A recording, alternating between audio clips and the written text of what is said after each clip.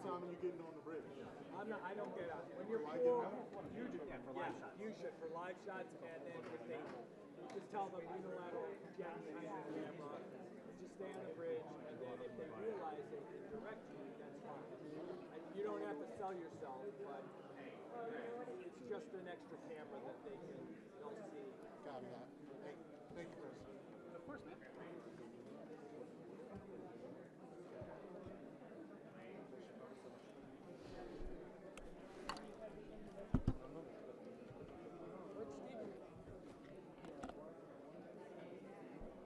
Steven, I don't know.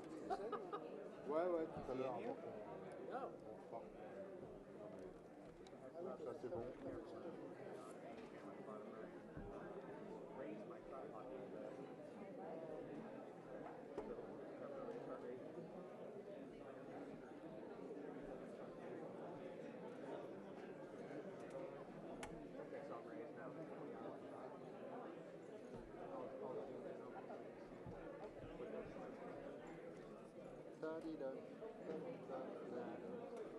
T'arrives à avoir les deux pupitres avec le mec sur son échelle là?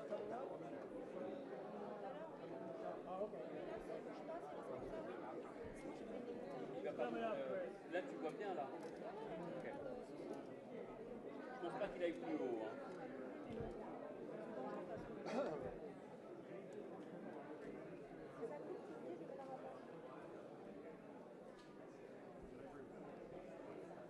Mais là je pense que s'il veut plus haut, ça va que je l'ai sur caméra. Moi, je peux me monter encore. Non, non, ça sert à rien parce qu'après on sera pas. Non, on sera pas comme ça. Je vais lui demander. Hein. Excuse me. Sorry, mate. Sorry.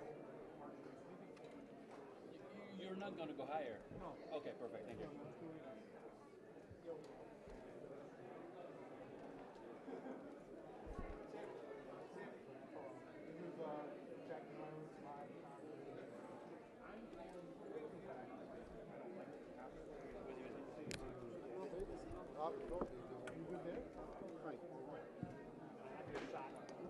I have your shot framed up.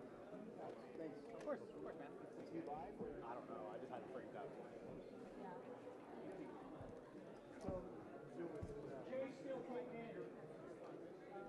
One, two, three, 4, 5, 6, 7, 8, 9, 10. Testing audio.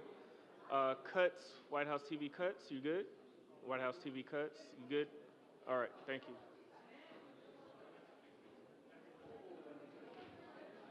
I want you to keep going. Audio check 1 2. Audio check 1 2. Audio's good on main riser. Audio check 1 2 3. Audio check 1 2 3. Main riser's good. This is U.S. podium. Main riser is good. Okay, I got thumbs up. I'm gonna go over to the French podium. We're gonna check that there.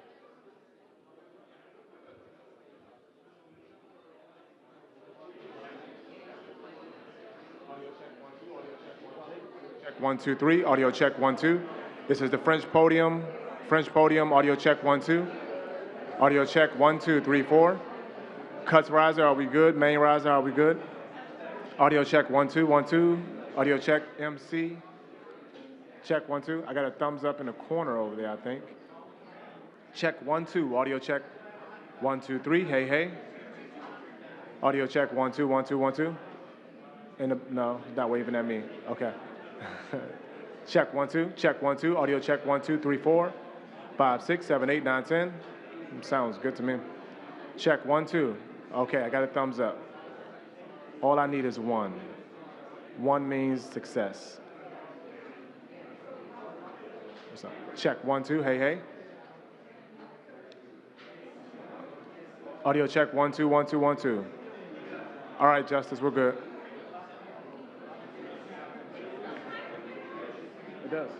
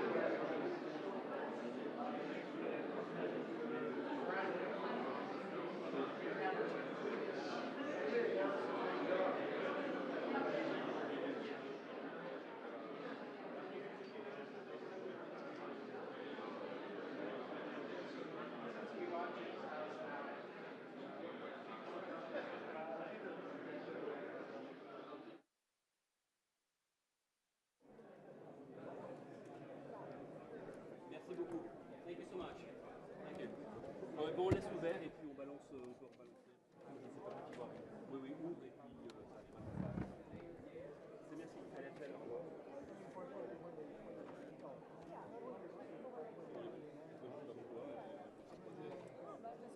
Non, par contre, oui, je l'ai vraiment sur la lune. Alors, mais enfin, il a décroché un peu.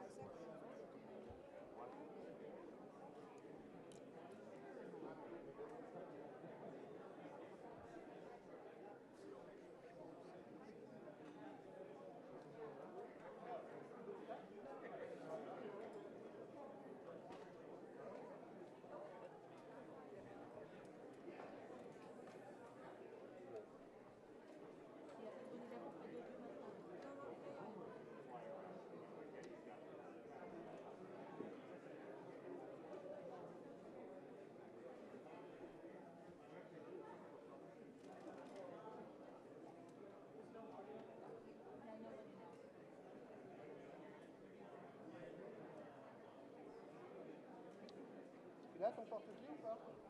Non, je pense que je l'ai mis dans mon sac. C'est déconnecté, hein. Ouais, je sais que ça fonctionnait. Le sac est Dans le dans le van.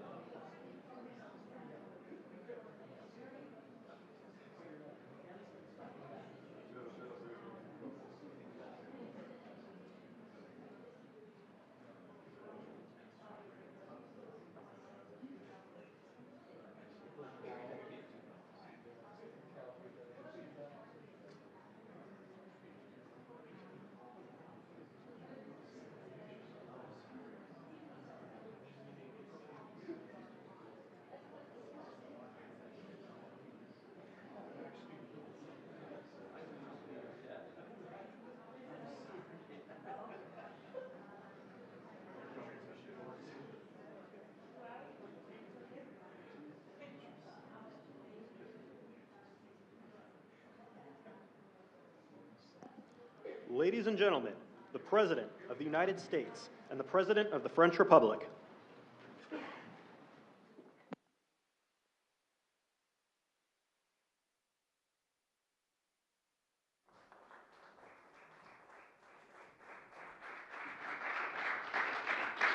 Well, thank you very much, everyone. Great honor to be here with my friend. I'm delighted to welcome President Macron back to the White House. We've been together quite often, but not that often in the White House. We honored the President, First Lady of France, not so long ago. There was a beautiful evening, and we will not soon forget it. It was a beautiful day and evening, and many fond memories. I also want to thank Emmanuel for hosting me in Paris last December after a historic election win to witness the reopening of the spectacular Notre Dame Cathedral, where you did an outstanding job in bringing it back together. That was a sad day watching that burn, and 5 years later you had it up, and it was they say more beautiful than it was before, so I think that's a great achievement. That was not easy. France is America's oldest ally. Our cherished partnership has been a force for freedom, prosperity, and peace from the very beginning. We're now working on some very interesting developments. One in particular, as you know, the war between Russia and Ukraine. In the American Revolution, French support helped us to seize our destiny as an independent nation. In the First and Second World Wars, our citizens shed blood together on the battlefields of Europe. And I'll never forget joining President Macron 6 years ago on the 75th anniversary of D-Day. That was some day. The purpose of our meeting today is to end another battle, a really horrible one, a war, something that we haven't seen since the Second World War, that is ravaging European soil, the deadliest and most destructive conflict that one can imagine. I've seen the pictures, I've seen the satellite photos and lots of other photos, and it's a horrible thing that's happening. Thousands of people are dying a week. This very day is the third anniversary of the invasion of Ukraine, which would never have happened if I was president. That was not going to happen. The horrors of this gruesome and bloody war can scarcely be overestimated. Hundreds of thousands of people, Russians and Ukrainians in particular, have needlessly died. An entire generation of Ukrainians and Russian men has been decimated. 1,000-year-old cities have been turned into rubble. Those beautiful spires that you used to see there, they were most beautiful in the world, they say, are lying in heaps of rubble, blasted to smithereens. It's time to end this bloodletting and restore peace, and I think we're going to do it. We've had some great conversations, including with Russia. Since my return to the White House, we've made more progress toward that goal in 1 month than occurred in the past 3 years.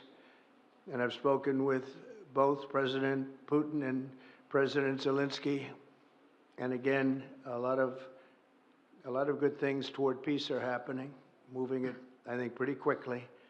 Last week, Secretary of State Marco Rubio, National Security Advisor Michael Waltz, and Special Envoy Steve Witkoff conducted successful talks in Saudi Arabia with the delegation from Russia, and I'd like to thank the Kingdom of Saudi Arabia and the King and Mohammed, great people.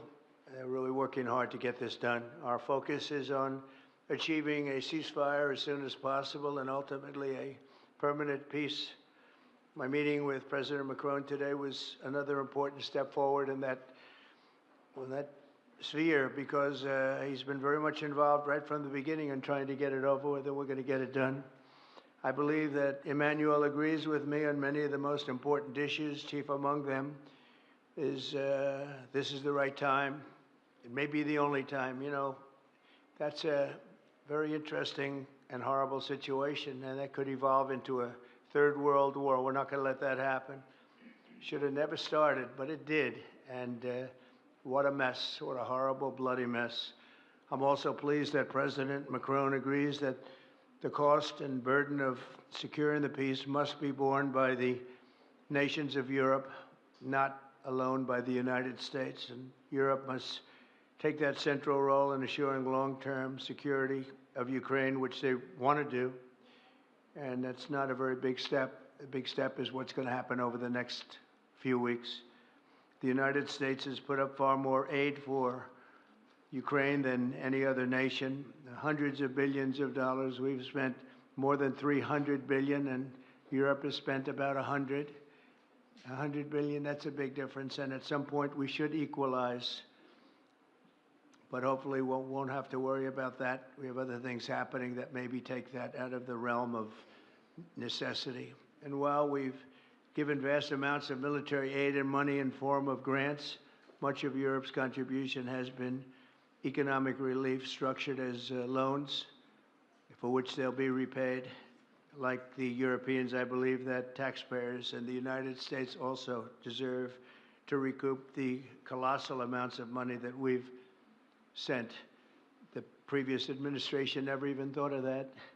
They didn't think of a lot of things, like why did they let it start in the first place? That is why we must have an agreement with Ukraine on critical minerals and rare earths and various other things as security. And I think that that's happening. I think we've made a lot of progress. I had a report just given to me before walking in that we've made, Emmanuel, a great deal of progress toward getting that. I've been elected by the American people to restore common sense to Washington and indeed to the world. And I believe strongly that it's in the best interest of the United States, the best interest in Europe, the best interest of Ukraine, and indeed the best interest of Russia to stop the killing now and bring the world to peace. My administration is making a decisive break with the foreign policy failures of the past administration and, frankly, the past. I ran against a very foolish foreign policy establishment, and their recklessness has led to the death of many, many people. Under our administration, we're forging a new path that promotes peace around the world. And when I left office for the first administration, first term, we had no wars, we had no problems. We didn't have October 7th with Israel. We didn't have Russia and Ukraine going at it. We didn't have the problems in other parts of the Middle East. We didn't have inflation. It was a whole different world.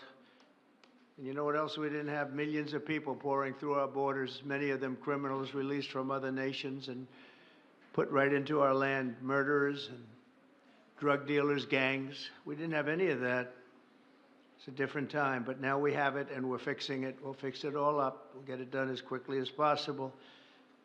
And we've made a great deal of progress. People are saying it was the best month for a president in our country's history. I hope that's right, but I feel it's right. We've done a lot of things in a very short period of time, 4 weeks.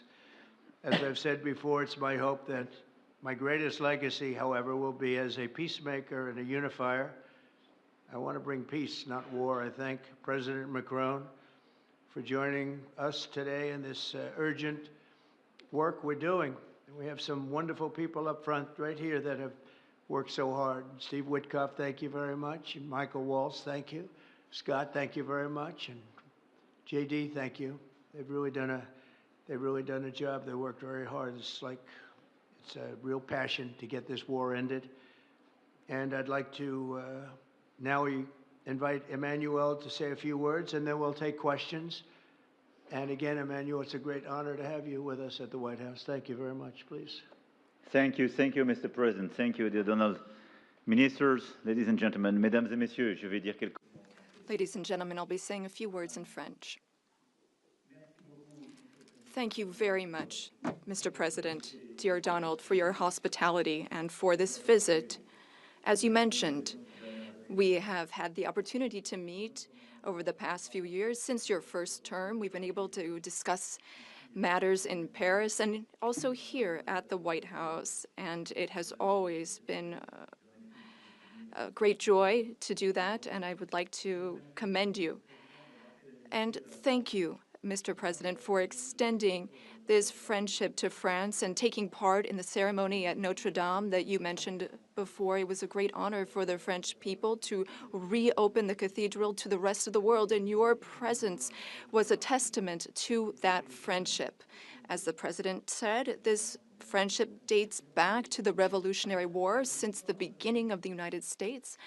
And whenever we've needed to, we've been able to come together and be on the right side. We've been able to be united to defend peace and sovereignty, namely in the two world wars that marked the 20th century, from Lafayette to Pershing and to the many Americans who landed on Omaha Beach. And we spoke earlier before, and you mentioned that one of those gentlemen was able to visit you here, one of the veterans. This is part of history which puts us in the world that we are in today. And as the president just said, there are many challenges in this world. And over the past few days, we have one main objective, which is the geopolitical situation. Mr. President, I really wish to thank you for making changes to your schedule to meet with us so quickly. I think we've made very substantive steps forward during our discussions, and this is a major step in what we're experiencing today. We had a video conference with all of the G7 leaders, which was an opportunity for us to discuss this matter 3 days after the Russian war in Ukraine, and to express our support for President Zelensky to the Ukrainian people, but also to speak and share about our desire for a lasting peace. This is what we have spoken about very forcibly over the past few weeks. We thought that this war was only going to last a few weeks when it broke out in 2022. We admire greatly the courage of the Ukrainian people. And Mr. President, I wish to thank you for this. You mentioned that there are responsibilities on Europe's side, and indeed, we have invested $128 billion in aid to Ukraine and the Ukrainians. Ukraine has been able to hold the front of our collective security. It's fought over these past few years for its independence and for its sovereignty, but also for our collective security, because I think that no one in this room wants to live in a world where it's the law of the strongest and international borders can be violated from one day to the next by anyone. Over the past few hours, and as you mentioned this, Mr. President, we've been able to see a few things take shape. First of all, allow me to commend you on your decision to work with President Zelensky and to conclude this agreement that's so important for the U.S. and Ukraine on rare earths, critical minerals, but also having substantive conversations with President Zelensky during this key phase of achieving this deal, which is a major commitment to Ukraine's sovereignty, and I think that's very commendable. We also have a shared desire to build peace. We will have this responsibility. This is 10 years after the war started in Crimea, and then we saw the events in the Donbas region and along the northern part of the country. We want to save lives. We want to bring prisoners back and bring back families and children, because there's also humanitarian tragedy affecting the Ukrainian people. We had lengthy discussions with the president, and we spoke about our desire to bring an end to conflicts, to have a truce that is measurable, verifiable, and that enables negotiation of a lasting peace, where we will discuss not only Ukraine's reconstruction, its territories, but also the security guarantees, meaning maintaining peace over the long term. As I said to the president, we've experienced peace accords that were only ceasefires without ensuring security guarantees, Minsk I and II. And we want to make sure this doesn't happen again. And I know that the president has expressed the desire to be a player for peace in the region. I've spoken with some 30 European leaders and allies in recent days. We want to bring together these allies, and share the same vision. This peace must not mean a surrender of Ukraine. It must not mean a ceasefire without guarantees. This peace must allow for Ukrainian sovereignty and allow Ukraine to negotiate with other stakeholders regarding the issues it affects. But it is also a country in which we need to shoulder our responsibilities so that we ensure security and stability for Ukraine and for the entire region. And for us Europeans, this is an existential issue. We also spoke about these issues at length with the President. We've worked with President Zelensky and gotten to some of the details of the various phases of the negotiation, and we've also been able to speak about some of this work with our British partners to talk about deployments of peace forces on Ukrainian soil, which are part of these security guarantees. Other countries are ready to join in this effort. Solidarity and support from the U.S. will be crucial to this, and I thank you, Mr. President, for beginning to work with us on this issue. And the agreement that you are preparing to sign with Ukraine and with all of these discussions we've had are very solid guarantees that we are understood and that we have the same wish, peace as soon as possible, lasting, solid peace for everyone. And the renewal of an international situation where we are all able to shoulder our responsibilities, Europeans shouldering their responsibilities alongside their American allies who will shoulder their own responsibilities. I also wanted to be very clear, Mr. President, about Europe's commitment. We have committed to building a lasting peace. As Europeans, we have committed to being stakeholders in these security guarantees. And we are also well aware that Europeans need to do more for security in Europe, for defense in Europe, and to more fairly share the security burden that your country's been carrying for so many years. Mr. President, you know how much friendship I show towards you and I have towards you since your first term.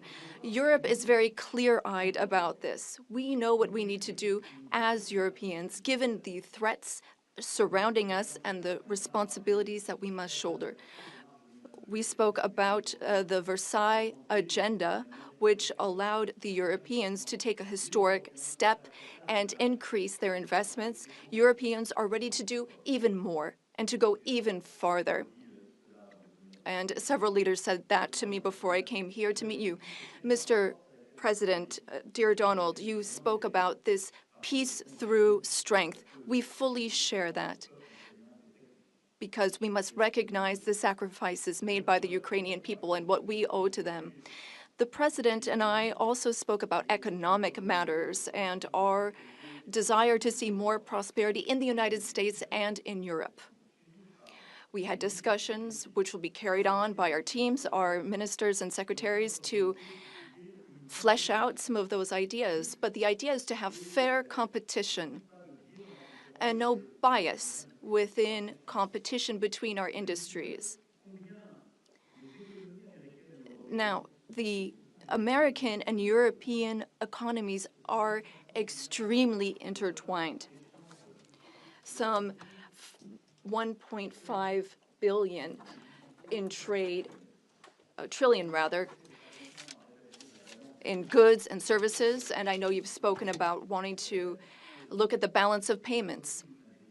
We also have a trade deficit, and I know that we need to look not only at goods, but also digital items and goods which you export, and we want to make a sincere commitment towards fair competition where we have smooth trade and more investments. You already invest a great deal in France, and France is the fifth largest investor in the United States. And I would like to recognize here all of the American investors who announced investments, some $120 billion that were announced at the AI summit. This is our wish. We want to have more prosperity on both sides of the Atlantic. We have a shared agenda in that regard. We also spoke about the Middle East, among other subjects, and here again, we have the same desire. We don't want to see Iran obtain nuclear weapons. We don't want, or rather, we want an approach with partners in the region that we can trust.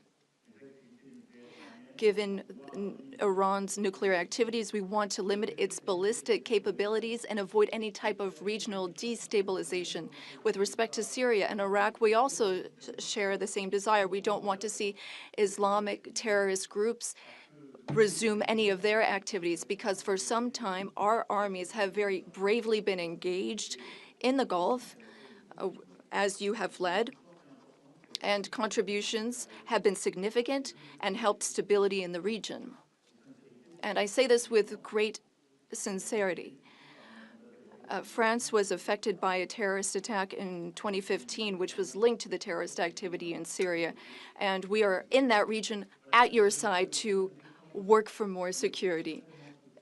Ladies and gentlemen, we had extremely productive discussions this morning during the conference, and we spoke with our ministers and counselors and advisors. And I wish to say, after speaking with President Trump, I fully believe that there is a path forward. We share the same beliefs. We know what work needs to be done, and in the weeks to come, we will work on that. Our teams will come together in various formats to make sure that we have this solid, lasting peace with great strength. Mr. President, thank you so much for welcoming me here today. Thank you so much for these productive discussions and for your commitment. Thank you, dear Donald. Thank you, Emmanuel. Thank you very much. Okay, thank you very much. Brian, would you like to ask a question? Go ahead. Welcome, President Macron. I just want to touch upon real quickly the Harvard poll that came out that had, thank you very much, the Harvard poll that came out had you up 9+ points, and all of your agenda that you ran on, you're accomplishing that. You got the support of the American people, including stopping the war in Ukraine. If you can comment on the latest Harvard poll, I'd appreciate that. Well, I was honored by it. It was a big poll, and it's usually a poll that leans on the other side of things, the other side of the world, so to speak. But the Harvard poll is a respected poll, and it has us not only leading, but leading by a lot, and leading on every single issue that we've talked about. And as I said, we've become the party of common sense, and I think that's a very important element now, common sense, because what's happening in the world and even in this country, some of the things that took place, many of them are now canceled, and the rest are being canceled as we speak. But we've moved very rapidly and I think very effectively. So I was honored by that poll. Thank you very much. Appreciate it. Go ahead, please, go ahead. Mr. President, you said before that you would like to see Russia. Yes, go ahead.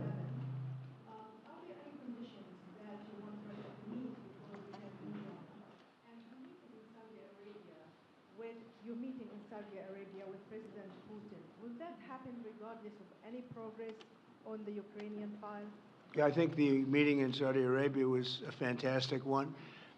We met with the Crown Prince, who's a fantastic young guy. He's young, but with great imagination and tremendously respected all over the world. And he goes right to the king, and the king is incredible.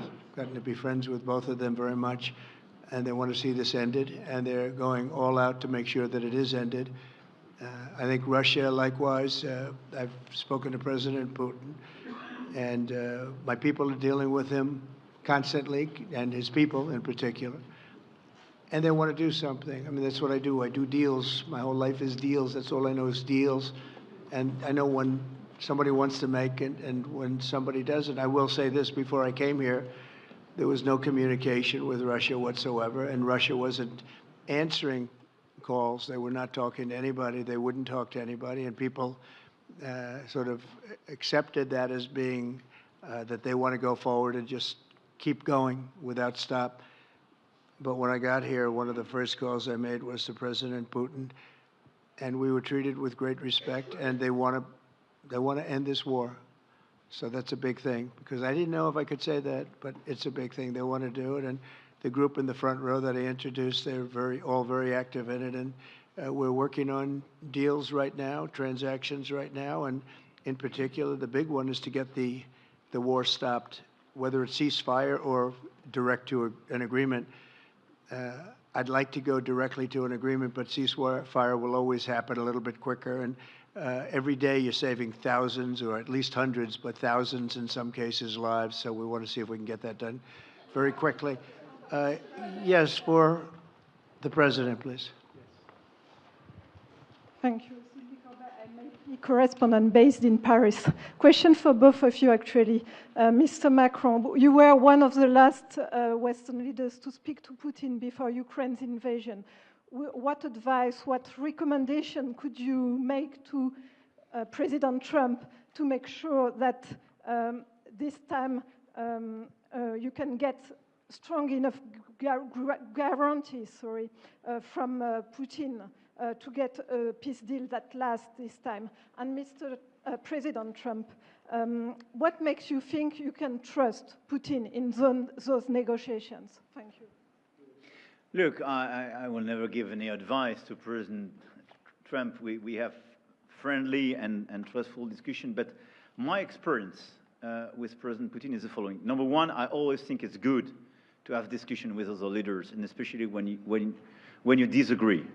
I stopped my discussion with President Putin after Bucha and the war crimes because I considered that, we had nothing to get from him in that time. Now this is there is a big change because there is a new US administration. So this is a new context.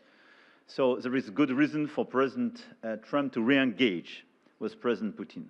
But my experience is the following, and I shared it with President Trump and the team.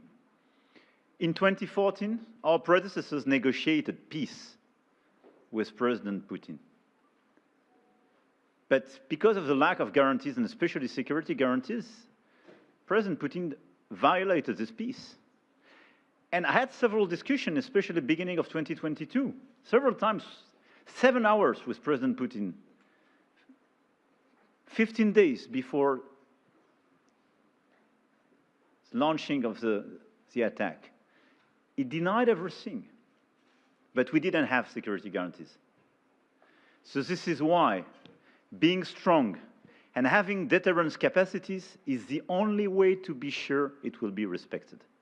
And I insisted on that, and this is why I believe that the US has the capacity to do so.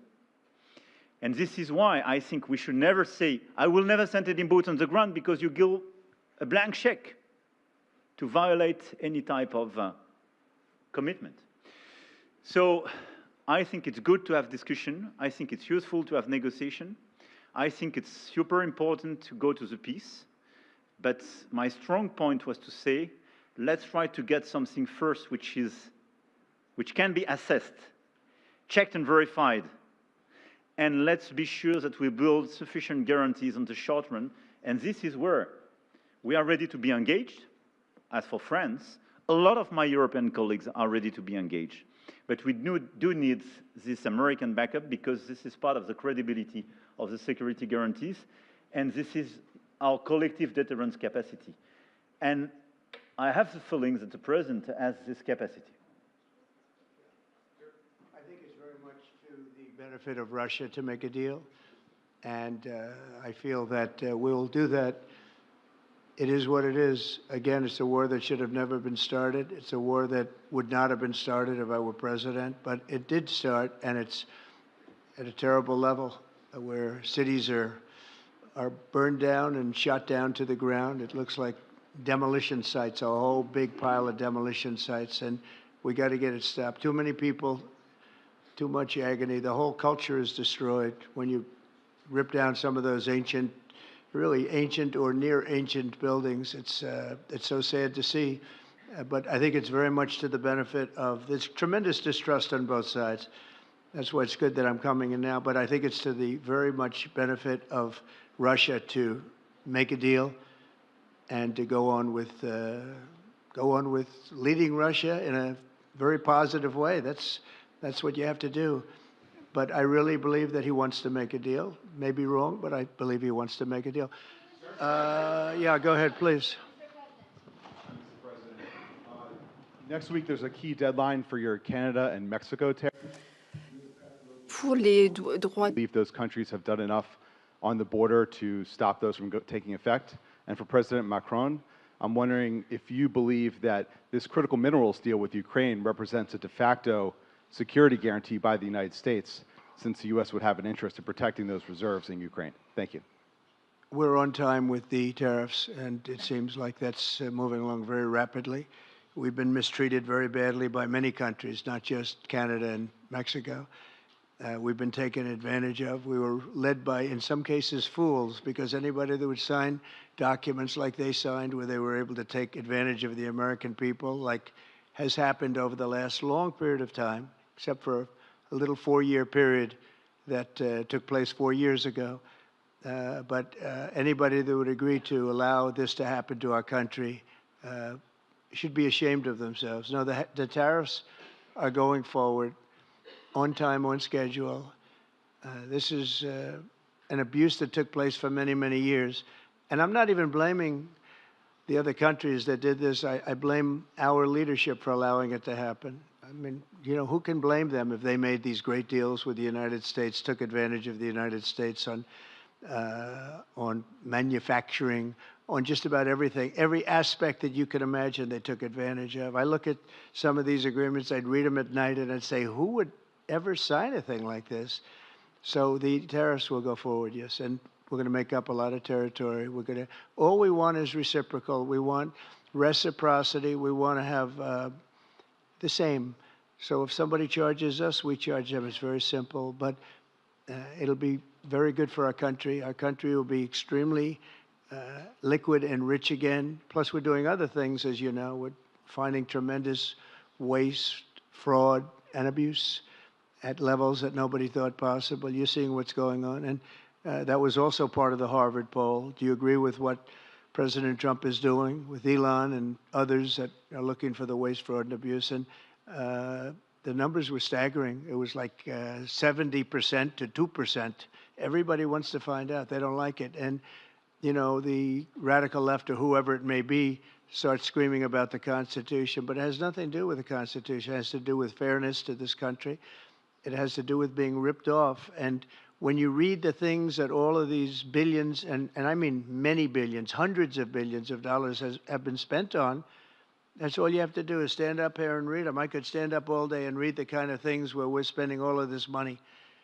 The good news is that when you think of how rich a nation we can be when we get rid of this, you know, sometimes you'll buy a company and you'll see it was really well run. They accounted for every penny. Well, not much you can do there. You got yourself a bad deal. This one is the exact opposite. Tremendous fraud, tremendous waste. And when you think of what it is, you know, Elon uses an expression, caring.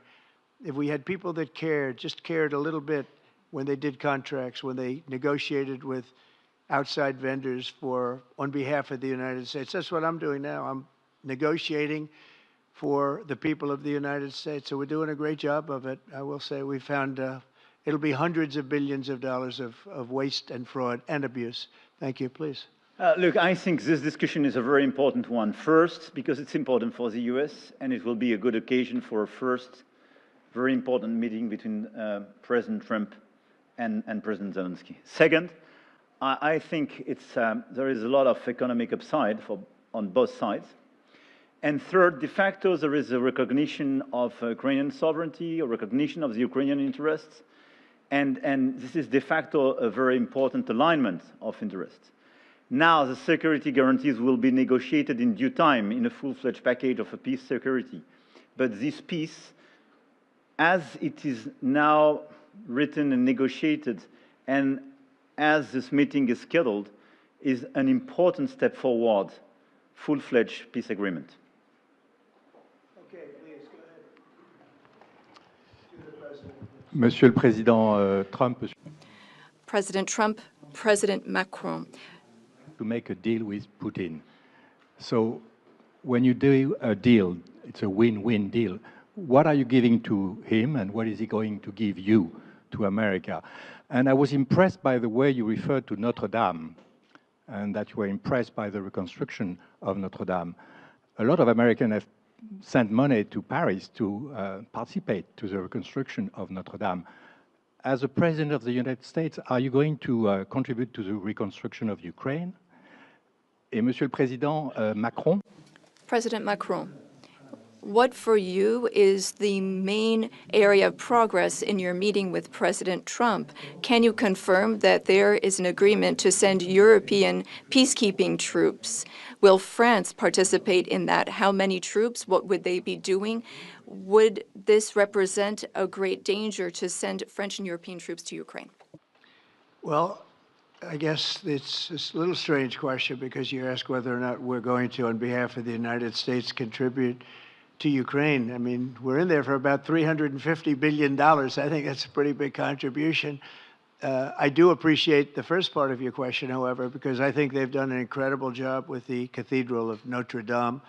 I think the president has done. I know he headed it up, and I know how hard he worked, and it took a period of time, but really not a long period of time considering what that was, so delicate, so beautiful. And I was there, and I saw the work, and I'm very good at construction. I know good construction. I know bad construction. They did a beautiful job, and this man has to be given a lot of credit for that. It's an incredible cathedral. Most people thought it couldn't be saved, and if it was, it would have to be built in a different form, and we didn't want to see a different form. We wanted to see the same form that you built. So I just want to congratulate you. That was an amazing job. I don't think you've gotten enough credit for it. Someday you will. Someday you will. Thank you, Donald. Merci beaucoup. Thank you very much. To go back to your question, today's discussion showed several areas of progress. First, we have been working a great deal with President Zelensky to have a proposal that's acceptable to Ukraine. President Trump has confirmed that he will be meeting with President Zelensky very soon to finalize the agreement on critical minerals and rare earths and to speak together about that matter. That's a very important step forward. The second thing is that during our discussions, we were able to go into some of the details about the proposal that we have just made to have a truce, a peace, and be able to measure that and then structure our discussions on that basis. France and several other European countries, along with Ukraine, are hard at work to build this lasting peace with very specific points, including security guarantees, the territories that belong to Ukraine, the issue of reconstruction, the economy, and critical minerals. We've been able to go into the details of those proposals. The third area of progress, which really mark a turning point, is the fact that we were able to talk about the details of the security guarantees. And the president has shown this over the past few days, and he said so a moment ago. We want peace. He wants peace. We want peace swiftly, but we don't want an agreement that is weak. The fact that there are Europeans that are ready to engage to provide for these security guarantees. And now there's a clear American message that the U.S., as an ally, is ready to provide that solidarity for that approach. That's a turning point, in my view. And that is one of the great areas of progress that we've made during this trip and during this discussion. When it comes to troops, in the past, a year ago specifically, we saw a reason to talk about sending troops for strategic regions. Today, when we talk about troops, we're talking about sending them in after we've negotiated a lasting peace. And once we have that solid, lasting peace, that's part of an agreement signed by Ukraine, signed by Russia, and for which we will provide the guarantees, then at that point, and recently France has worked with the UK to provide its contributions. We've worked on plans. We've worked with our militaries not to go to the front lines, not to go into occupied territories, but as a show of support to show that we have a negotiated peace signed by both sides, and that is a peace we will preserve. So these would be peaceful deployments of troops, not for combat. These would be deployments of an assurance force. They would be limited, but they show solidarity. I've also spoken with all of our allies, and there are European and non-European allies who are ready and willing to take part in that effort.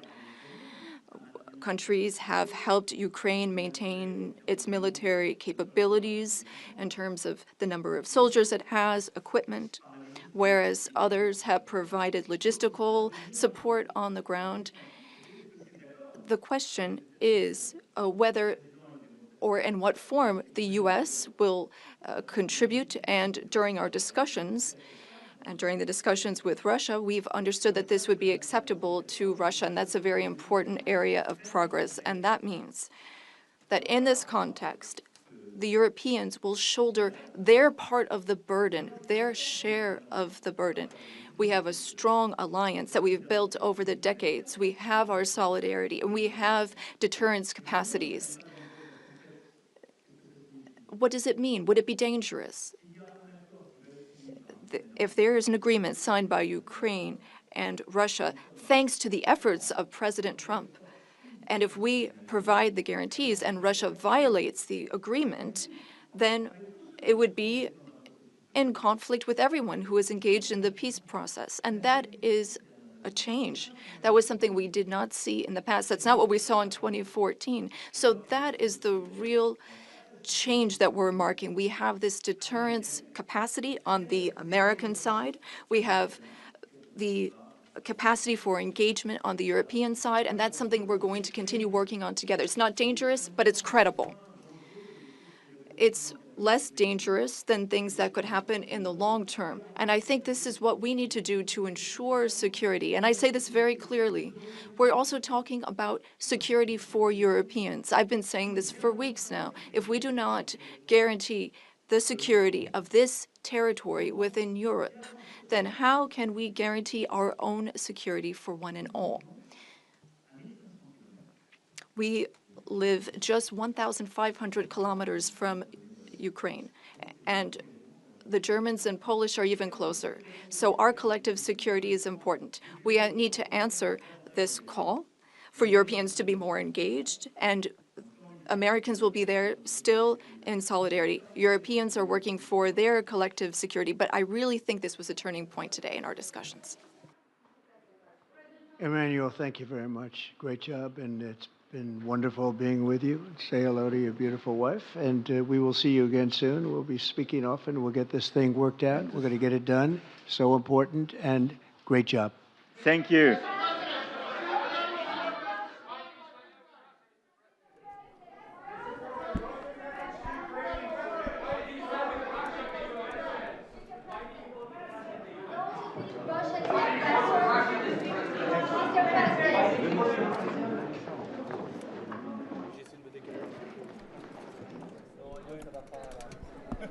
Thanks, Roberto.